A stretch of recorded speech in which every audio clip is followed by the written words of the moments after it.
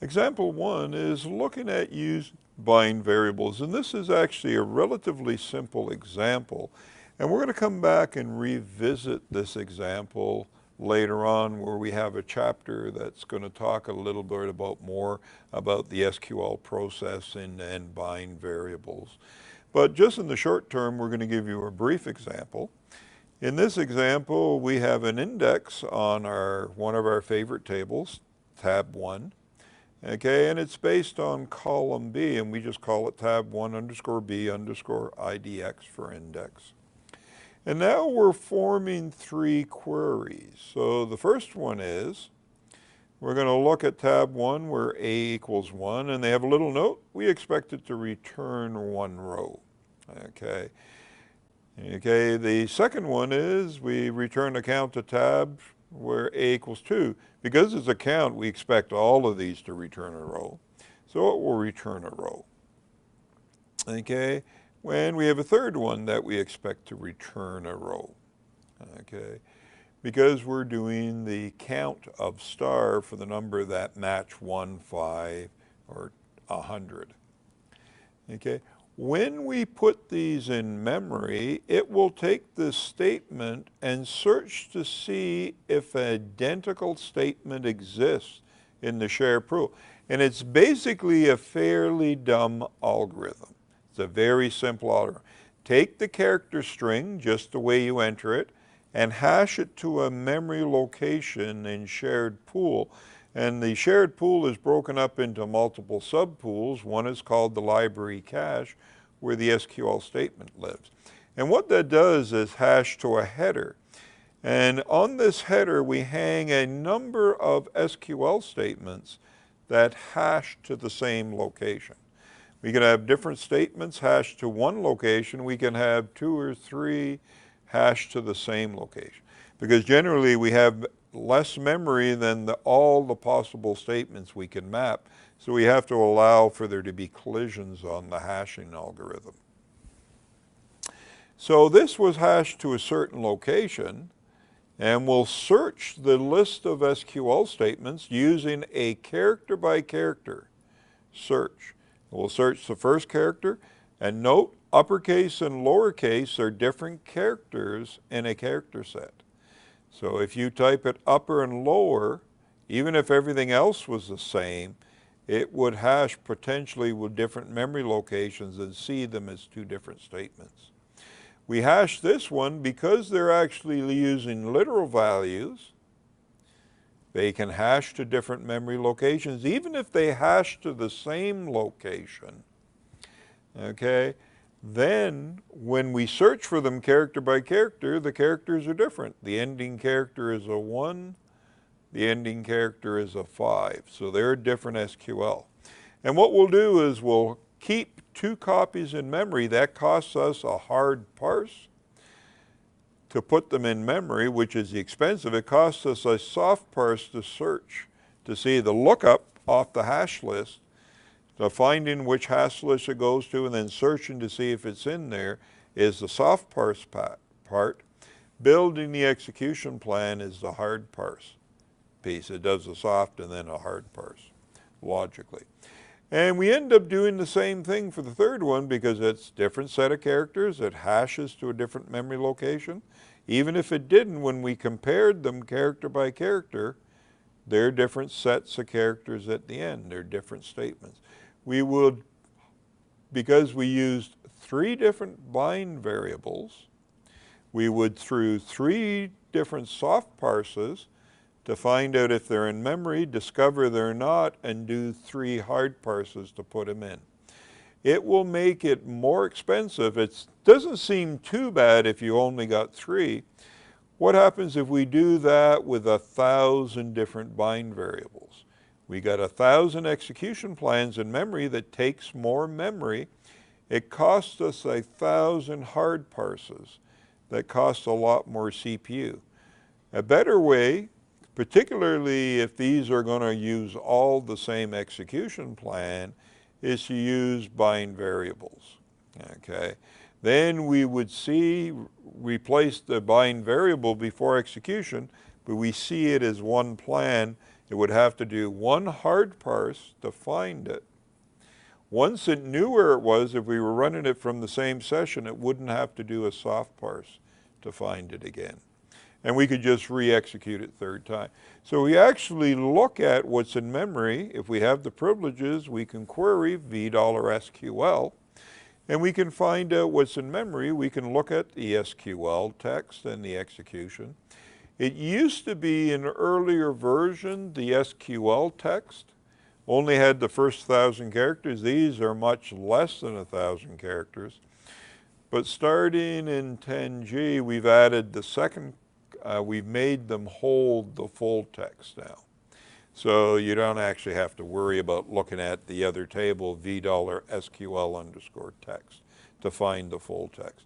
And we can count the number of executions. We find all 3 of them are stored in memory, and each of them are executed once. The second one is in memory, but we only executed once. It costs us a hard parse and an execution to execute it each time we use the literal values. Okay. For a well-written OLTP, if these were all using the same execution plan, storing one execution plan and using it for all the versions of the statement by using literals will be a lot better strategy to use. It will reduce the CPU cycles to support the application, and it will reduce the amount of shared pool we need to support the application overall. The next up, we talked about that if a optimizer wants to use a index to look for a count of values, we need to make sure that either the index documents everything, or we don't care about the missing nulls, or we can't use the index. If we have a primary key has 2 constraints on it. One it is it has to be unique. The second one, it is not null. So it already has a not null. We could use a primary key to do a count of things. But if it's not a primary key and it doesn't have a not null condition, and we don't say we don't care about missing nulls, we're okay with not looking at null values, then it will do a full table scan. Okay. So, and sometimes it can do a range scan if it can guarantee that it is. And one of the interesting things, we have an alternative indexing type of index we can use, okay, called bitmap join indexes. Okay, and one of the advantages of the bitmap join indexes, they actually document null values. They can actually be used to solve a query for a count, because we know which ones are actually nulls from the index and which ones actually have value, so we can do an accurate count. Where a bitmap index doesn't do it, it's missing the null values, so we can't use it to count things if we want to. If we have some columns that are some values that are missing for the column, there may be null values, so we can't generally use bitmap unless the not null condition is in place, and then we know there are no missing values, because we said every value has to have a not null value, so every value will be documented in the index. So we have some examples to look at some variations of this. There are 2 of them for 22 we're going to look at. So first up, we have a query. We're going to drop the marital status. Generally on this database, they've actually created it as a bitmap index. And what we're doing is a little bit of prep for this first example is recreating it as a non-bitmap index, just a regular balanced tree index. And then we're going to execute a group of queries with it just to confirm how it works. We're going to do a count a star for customers where the marital status null. We want to know how many didn't get the marital status set. So maybe we need to correct that. We want to know how many are like that within the table. And we're going to see if it can use the index for this. Okay. And remember, it's a balance tree, doesn't document nulls, so it may influence how we think the optimizer will behave. The second time, we're going to do the same thing, but now we're going to try to push the optimizer into using our marital status index, which is a balance tree index. And then we're going to do a count a star from customers where the marital status is not null. That's basically saying we don't care about missing columns if we have is not null condition on it. Another way is to put a not null condition on marital status. That would guarantee there can be no nulls, so the index counts every row, and we could use it for the count in that case also. The second example is doing a max of customer birth, which is different from column than from the marital status, and see if we can use the index if we're looking for nulls. It's a regular balance tree index. Try to force it. So that sort of gives us indication. Maybe it didn't use it in the first example of the max customer year date. And then finally putting the not null condition on it. Okay, and see if it will use the index. So we have some output to look at for that. After they've collected the output, this one they tended to leave it at the middle, so we'll go back up. So the first thing is we're doing a select account from stars. We just formatted it a little differently. Okay, from customers where the marital status is null. Okay, and lo and behold, it did a full table scan, even though we have an index, because we're looking for ones and nulls. The nulls are documented. We don't know how many from this index, so it did a full table scan. Well, can we convince it to use it by doing the same query with a hint, telling it to use our index? And lo and behold, that didn't help. It still looked at the same number of blocks, okay, and it did a full table scan. Okay. Next up, can we do a count a star from where the customer's marital status is not null? This one, it was able to use the index because we said count the marital status, but we don't care that we're missing the null one. We just said we didn't want to include the nulls anyways. So is not null says don't include nulls. So the ones that are missing we don't care about. So now it reduced the data, and it reduced that by doing an index fast full scan on the customer marital status. Okay, to find the count. It was able to use the index to count. It didn't even have to go and access the data from the table. It got all the information from the marital status. It just counts the number of entries that have values in the index. So count the number of rows that are documented in the index and we're done. The next example, we wanted to do the max of customer birth, which was different than the column we have our index on. And we said we're looking for nulls. It couldn't have used the index anyways. And this index is different from this, so we can't use it to calculate it's a different column. So we can't use it to calculate the max customer year of birth. So we did just a full table scan to access that, and we see that in the execution plan. Okay, now we tried to whack it a little more firmly and get its attention and try to use the index to no avail. It still did the full table scan. Okay, now we're going to go in and say we don't care about nulls, but this reduction isn't helping us find the max, so it still does it, yet no help. So balance trees for all of these queries except one, we weren't able to use the index. Where the one out of the group of them we were able to use an index for. The next example is taking a look at this, but having a look using a bitmap index. So we dropped the bitmap index as we have one, okay, and we create it. We didn't exist when we did this, okay. So we just indicating we're creating a bitmap index, which is storing it differently using bitmaps. We have a section on indexes where we'll have a look at the details of the bitmap indexes. And now we're trying 4 queries, and note we don't even try the ones with the hints on it. It turns out we don't need them. Okay, The bitmap indexes, because of their structure, do document null values, so we can use them to count null or not null values. So let's see how that works by looking at the output. We're doing a select account from customers where marital status is null.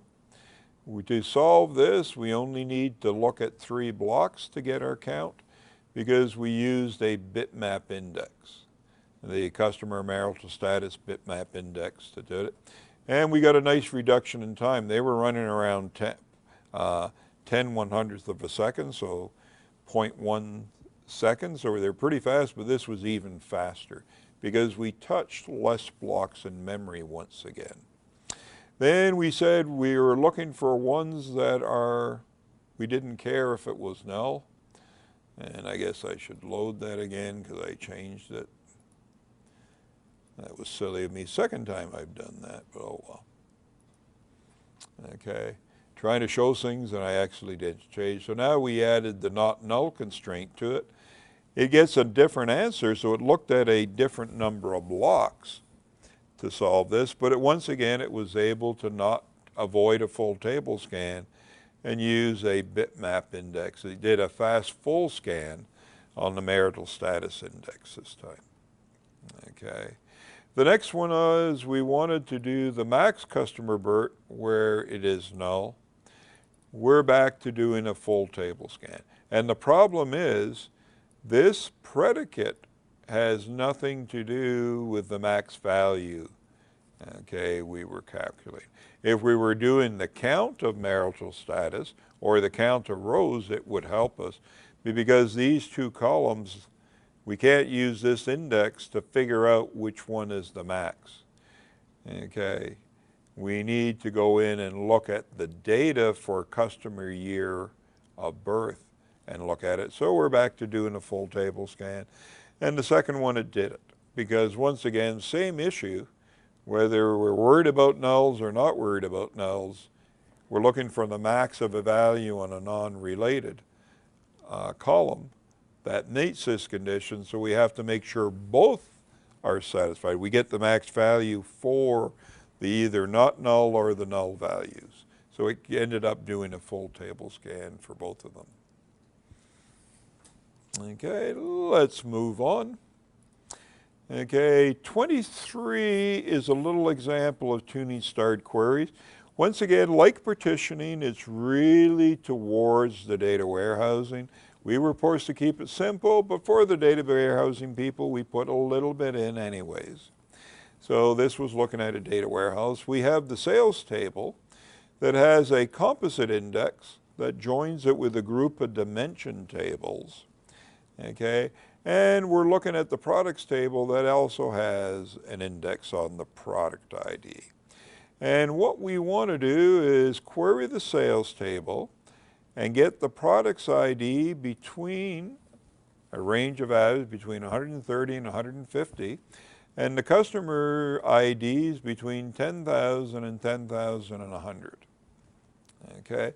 When it did this one, it did it as a range scan of the sales PK, this index up here, okay, to query this data, and it took us a certain amount of time. Are there some options to rewrite the statement to return the same intelligence that may be able to return the data in a faster way?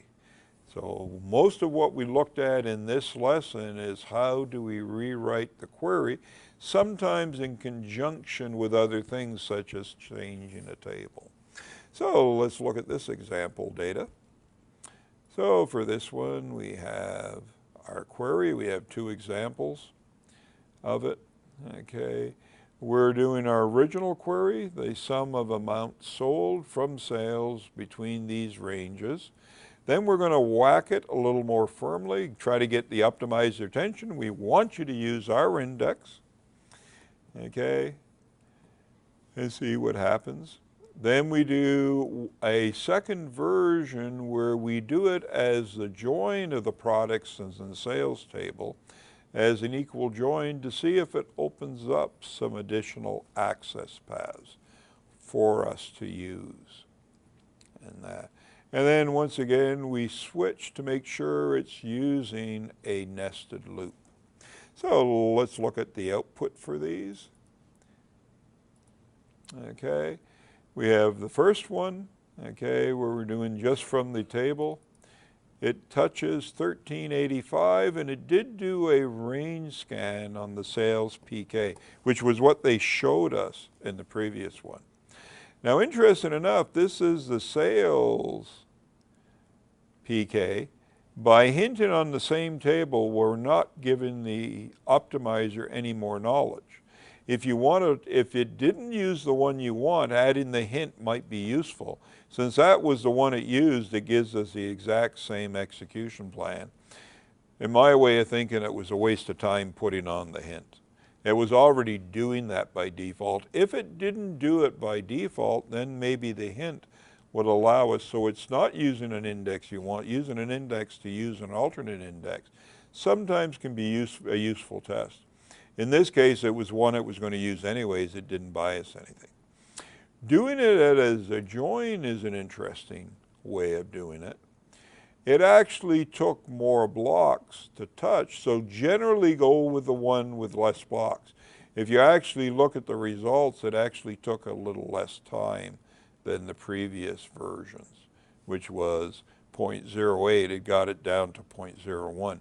But generally, because to answer this takes more block, as the data gets larger and larger and larger, it generally won't scale very well. So test it with larger volumes of data. Your data will tell you. If it always returns about the same through the index, maybe it scales, okay, reasonably well. So it did it as a nested loops. Now we're going to tell it to do it as a nested loops. Well, it was already doing it as the nested loops. We're not adding any value by using the hint. Once again, just a way of showing you that you can force a nested loops between a pair of tables. And once again, if you're using aliases, make sure you use the aliases in the hint. But it was the same execution plan, same cost, same time. So it didn't actually give us any extra value, but just a way of showing you how you can hint on a few things.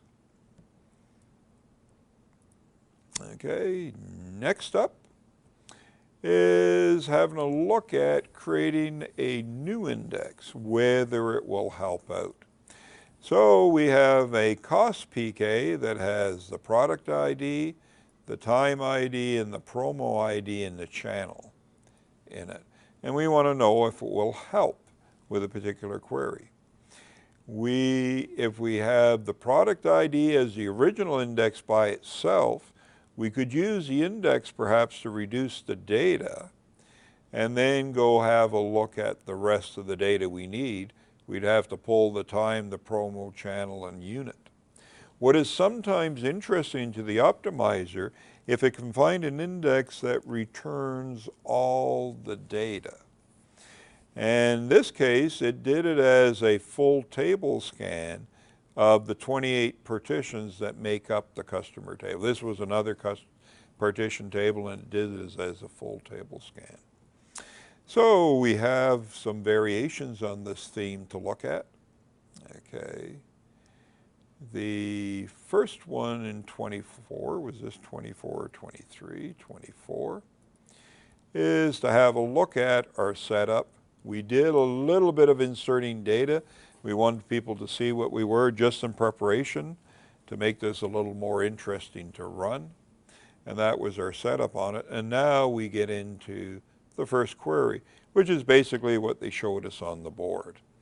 We're going to use the query of this where we have the product ID index on it. And then we're going to add the index they were talking about in the notes that has the product ID, the customer ID, the promo ID, the channel ID, and the unit cost as a composite index in addition to the product ID index. Okay, then we're going to execute the same query on it and see if it will give us a better access path. So looking at the output is proof of the output. Okay, so we're going to go back and have a look at it. So this is our first query. It cost us, looking at 743 blocks in memory, to return just a little under 2,000 rows. Okay, it was doing a full table scan across all of the partitions. We didn't include the partitioning key, so it had to look at all the partitions. Okay, the next step was adding our index, a new index that includes everything in the select list plus this, because it happens to be the first piece of the select list, but it's all in the index. And did we reduce the number of blocks using this new index? Yep. We reduced it by about a seventh, 1/7, give or take a bit. Okay. And we saw a little reduction in time from 0.1 to 0.04. So we changed the time by reduced it by an order of magnitude. And it was able to do a range scan to return all of the data from the index. That avoids it accessing the table, so the optimizer says, looking at the smaller object, even though we're range scanning, which may return a lot of rows, it's more efficient than looking at the index and going to the table itself with a less ideal index that just has a part of the data that it needs. Okay, so that completes that little example. Next coming up is 25, joining columns, the join column and indexes in TinyTune-It. We have a join we're going to do between the sales and the customer. And we have the customer PK on the customer table. And we're going to join these two tables based on an equal join. Okay, add a couple of a restriction. The customer year of birth is going to be in 1988. Okay, and then we're going to do group by the customer state province. To solve this, we do a full table scan of the customers, do a full table scan of the sales table, hash join them together, and then we do the group by for this group by as a hash function. We can either do the group bys as a sort or a hash. We'll see that later on. And let's see how this performs and if there is an alternative way of doing it that may give us a little bit better performance. So try number one is using the indexes we have available now with the query and the results from that. Okay, it cost us 10,558 buffers we had to look at in memory to return 17 rows, mainly because we did 2 full table scans, okay, to solve the query. And it's getting up to be a long time. It's getting up over 2 seconds to execute this query. But the more important, what costs us all the time is the extra buffers we need to look at. Okay, so is there a different way we can do the same query? Well, what we did is we added an index. Okay, sales customer index on the sales on the customer ID. Customer ID is the primary key. On the customer table, we automatically have an index on it. On the sales table, it's the foreign key. In a lot of applications, we don't have the index on it. In this one, it may have been part of a composite index, or it might not have been, but we added a single index on it and see if it gives us a better execute.